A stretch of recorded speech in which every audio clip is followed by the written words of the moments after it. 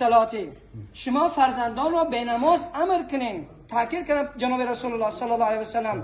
چرا؟ چون که نماز تربیت کننده فرزند هست. چون که نماز اخلاق فرزند را خوب میکند، نماز رفتار فرزند را خوب میکند، نماز فرزند را با فراست میکند، نماز فرزند را دلسوز میکند، نماز فرزند را به فرزند حس خدمت وطن، ملت، جمعیت، پدر و مادر، خدمت اسلام میدهد. نماز انسان را تربیت میکند. لذا فرمود که فرزندان را تربیت امر کنه به نماز در حالی که 7 سال دارند. چون این 7 سالگی سالی هست که فرزند هر چیزی رو که به اون بیاید، به وجودش بیاید یا خودش انجام بدهد، به اون عادت میکند، به اون در وجودش همون عمل جا میگیرد و همون عمل در وجودش خیلی چیزها رو میسازد. همین که یک انسان ببینیم اگر که به یک کار مشغول میشود، همون کار انسان رو به چند کار دیگر انسان رو فکرمند میکند. مثال شاید بگیریم اگر یک انسانی که قدم به بیزنس میگذارد، همون انسان وقتی قدم به بیزنس های دیگه در فکرش زنده می شود، فکرمند می شود. اما تا وقتی اگر اون بیزنس را آغاز نکرد و شروع نکرد، شاید در فکرش هیچ چیز نمی چرخید، نه. اما همین که دست به تجارت و دست به یک کار زد، ببین که چند فکر دیگر در ذهنش می آید که من این کار هم کنم، این کار هم خوبتر است. پس نماز یکی از بهترین تربیت های اسلامی و خدای و دینی است که به انسان فکرهای خیر اندیشی، خیرخواهی، دلسوزی، تربیت و اصلاح را به انسان می آموزد. اول شما تشویق کنید مروا اولادکم بالصلاة و هم ابنا در 7 سالگی و ضربوهم علیها و هم ابنا 10 سنین. اما وقتی که بچه جان به سن 10 سال رسید، کمتر احساس کرد من شخصیت شدم، کمتر بزرگ شدم، از دستم کار می آید، از قدمم کار می آید، من احساس خودم گویا آزاد هستم. اینجا فرزندان رو تأکید کنید، یک سیلی هم به خاطر ادب و تربیت بزنید. اگر وقتی نماز نخون از خواب بلند نشید، یک سیلی بزن بچه جان، سیلی که در اون ادب باشد، به خاطر تربیت، به خاطر بیدار برای نماز، نه کن شپالاق، نه. این زدن ها تربیت نمی کنن. زدنی که برای خدا باشد، یعنی چی؟ فرزند برای نماز طهارت نمی کند، یک سیلی بزن بچه جان نماز بخون تا که این سیلی اونو تربیت کند، هوشیارش کند، فکرمندش کند که اگر دفعه دیگر من طهارت نکردم، نماز نخونم، حتما منتظر یک سیلی از پدر، یک شلاق از پدر رو باید من بچشم. پس فکرمند میکنند. لذا فرمود که اونها را بزنید، تشویقشون کنید، اونها را بیارید به سوی نماز، به سوی مسجد، به سوی بندگی الله، تا که اونها احساس دینداری کنند.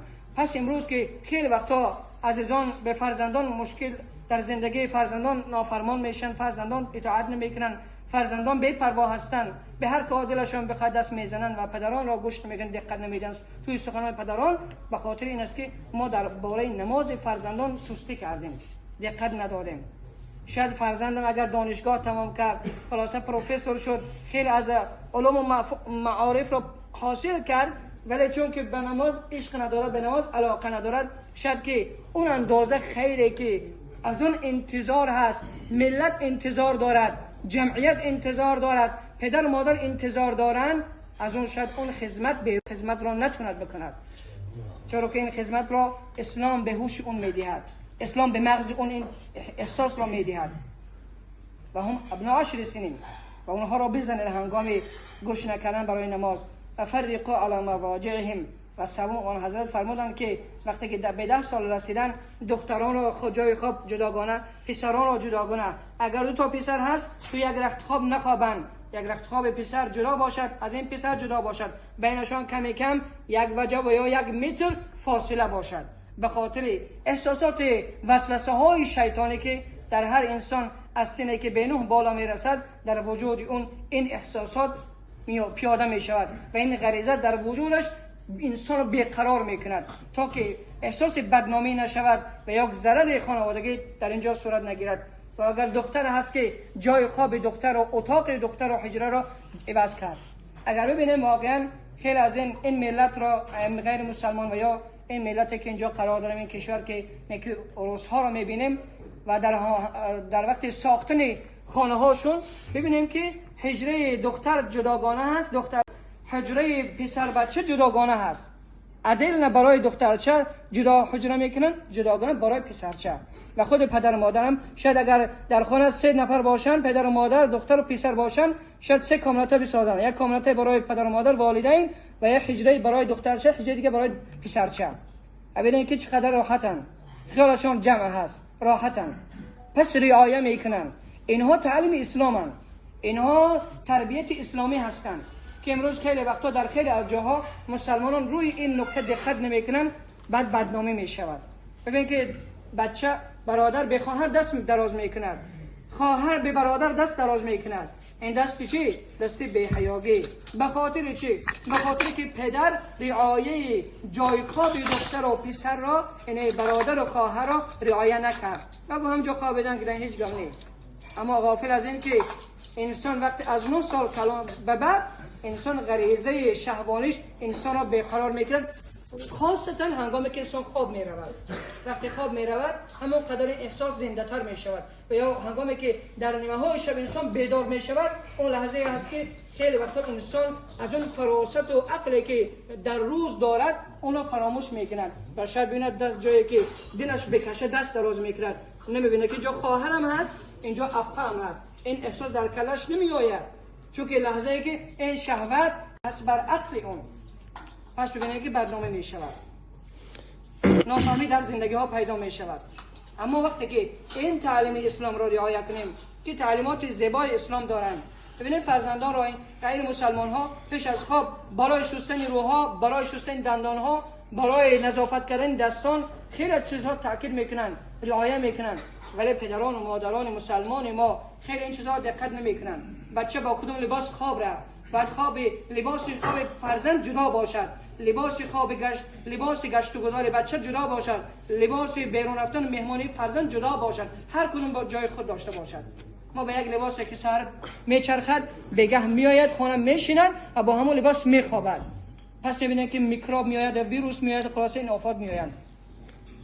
اما این رعایت کردن اینها از وظایف مسلمانی است که امروز خیلی اینها را غیر مسلمانان رعایت میکنند. لباس خواب دارد، حمام میرود، شستشو میکند، خلاصه تازه میکنند، بعد میاد اون جای خواب خودش خواب میرود و بعد مادرش هم میاد هنگام خواب رفتن نگاه میکند و چراغ را هم خاموش میکند که بچه‌م خواب رفت.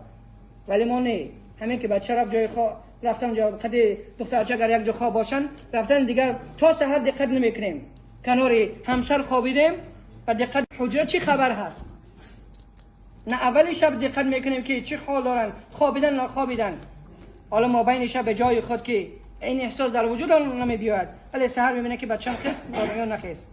اگر وقتی بامداد باشد میگیم بچه جان خواب رود، ولی پدرش بیدارش نکنه چون خواب رود.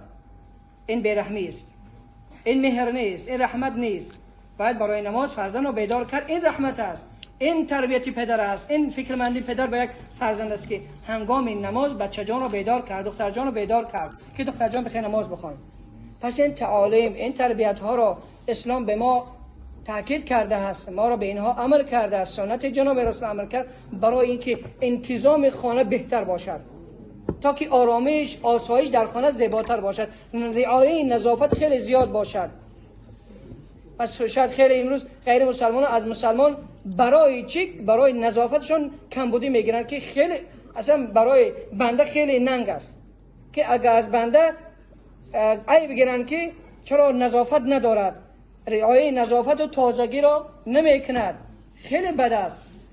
در حالی که نظافت و تازگی که اسلام ما گفته هست هیچ دین اون قدر و به اون اندازه نگفته هست که نظافت ایمانیات بیان کرد. النظافت من الایمان، نظافت از ایمان است. شستن دندان ها از علامت های مسلمانی است که مسلمان باید دندان هاش طبق سنت جناب رسول الله تازه کند، دندان ها شسته باشند، دهان بوی تمیز کند، سر و لباس تازه باشند، سر و صورت تازه باشند، همه مرتب باشند.